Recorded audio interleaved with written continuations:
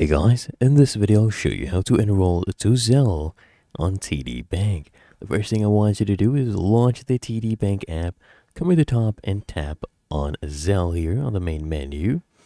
And then what I need you to do is actually click here on Get Started. Okay, so you'll need at least a TD Bank, personal checking or money market account and your email address or your US mobile phone number. So these are the things you will need.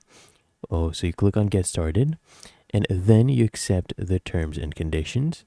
And now let's proceed further. What you need to do is go ahead and fill in your information. Of course, you can add a new email or phone number, or you can just proceed with your existing ones. Okay, you choose one from your profile here and then tap on Continue.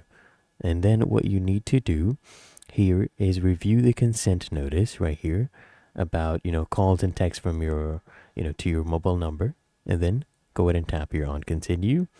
And then what I need you to do is go ahead and enter the 6-digit verification code that will be sent to your mobile phone. Enter that and then tap here on Verify to basically sign up with Zelle. And then you'll get your account, okay, for sending and receiving money in Zelle. And then you just tap here on Confirm Account to complete the sign up. And your registration is done. You can now begin sending or requesting money with Zelle.